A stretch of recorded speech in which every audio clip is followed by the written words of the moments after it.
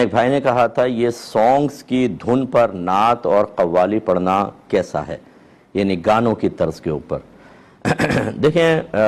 میں ایک گزارش بار بار کرتا ہوں کہ بعض چیزیں آپ کے ذہن کے اعتبار سے آپ کو ایسا لگتی ہیں کہ شاید یہ گناہ ہیں، شاید یہ بہت زیادہ ناجائز ہیں، لیکن شریعت ان کے بارے میں سخت حکم نہیں لگاتی۔ ایسی صورت میں آپ سب سے پہلے کسی عالم اور مفتی سے معلوم کریں، پھر اپنی زبان کھولیں، ورنہ ہو سکتا ہے کہ آپ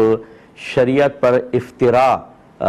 باندھنے والے ہو جائیں، بہتان لگانے والے ہو جائیں۔ وہ اس اعتبار سے کہ ایک چیز کو شریعت حرام نہیں کہہ رہی، آپ کہہ رہے ہیں حرام، ایک چیز کو شریعت جائز کہہ رہی ہے، آپ کہتے ہیں ناجائز۔ تو جب آپ کہتے ہیں یہ ناجائز ہے تو اصل میں آپ یہ کہہ رہے ہیں کہ اللہ رسول نے فرمایا ناجائز ہے، ہمیشہ یاد رکھیے گا۔ اگر آپ کہہ رہے ہیں یہ حرام ہے تو اس کا مطلب ہے آپ یہ دعویٰ کر رہے ہیں کہ اللہ اس کے رسول نے اس کو حرام قرار دیا، اور اگر ایسا نہیں ہے تو پھر آپ تو جھوٹ باندھنے والے ہو گئے نا۔ اب ایسی صورت میں سامنے والا گناہ گار نہیں ہوگا، آپ گناہ گار ہو رہے ہیں۔ تو جو مصلح بن کر آیا، جو تربیت کرنے والا بن کر آیا، جو اصلاح کرنے والا بن کر آیا، وہی بیچارہ خود ہی گناہ گار ہو رہا ہے، یہ بڑی خرابی ہوتی ہے، اور یہ کم علمی کی وجہ سے ہوتا ہے۔ اس تمہید تنبیہ کے بعد میں گزارش کرتا ہوں کہ دیکھیں گانوں کی طرز نعت کے اندر یا قوالی میں لگا لینا یہ فی نفسی کوئی گناہ نہیں ہے، لیکن غیر مناسب بھی ہے، کیونکہ جب آپ سنتے ہیں تو سننے والے کا انتقال ذہن فوراً گانے کی طرف چلا جاتا ہے، جو مناسب نہیں ہے۔ لیکن اس کو گناہ نہیں کہیں گے، اس کو کوئی ناجائز یا سخت مکروہ وغیرہ نہیں کہیں گے، زیادہ سے زیادہ آپ کہنا چاہیں تو مکروہ تنزیہی، اور مکروہ تنزیہی وہ عمل ہوتا ہے جو کرنا گناہ نہیں، چاہے اس کی عادت بھی بنا لیں۔ اب یہاں پر ایک سوال یہ پیدا ہوتا ہے کہ اگر کوئی نعت خان ایسی نعت پڑھ رہا ہے تو آپ کا انتقال ذہن گانے کی طرف کیوں ہوا؟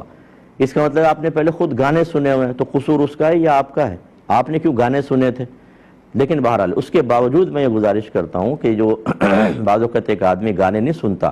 لیکن کہیں دھابے پہ بیٹھا ہے، اس نے گانے لگائے ہوئے ہیں، آپ ویگن میں جا رہے ہیں گانے لگا لیے، بس میں سفر کر رہے ہیں گانے لگا لیے، ویسے دکانوں پر اب تو یہ چنگچیوں کے اندر گانے چل رہے ہوتے ہیں، پاس سے گاڑی گزارے تو اتنی زور سے گانے چل رہے ہوتے ہیں، تو وہ چیزیں ذہن کے اندر آ جاتی ہیں، جو سنتا نہیں اس کے بھی ذہن میں آ جاتی ہیں، اور پھر وہ نعت سن رہا ہوتا ہے تو انتقال ذہن وہاں پر ہوتا ہے۔ اس لیے بہتر یہ ہے کہ ایسی چیزیں مطلب ایسی طرزیں استعمال نہ کی جائیں، خاص طور پر جب معاشرے میں ان چیزوں کو معیوب سمجھا جائے اور کوئی شخص زبانی یا قلبی غیبت کے اندر مبتلا ہونے کا امکان ہو، تو کیا فائدہ ایسے اپنے آپ کو مظنہ تہمت پر پیش کرنا۔ تو عوام کو بھی احتیاط کرنی چاہیے، سخت حکم نہ لگائیں۔ جو نعت خان یا قوال حضرات ہیں ان سے بھی گزارش ہے کہ آپ کے لیے طرز بنانا کوئی اتنا بڑا مسئلہ نہیں ہے، آپ نئی طرز بنائیں، اور ایسی طرز خاص طور پر مشہور گانوں کی طرز پہ تو نہ کریں کہ اس میں تو فوراً انتقال ذہن تقریباً ہر ایک کا ہو جاتا ہے۔ کوئی غیر معروف سا کوئی گانا جو بالکل مشہور ہی نہیں ہوا، چلو اس کی طرز آپ نے اٹھا لی تو انتقال ذہن شاید نہ ہو، لیکن بہرحال نئی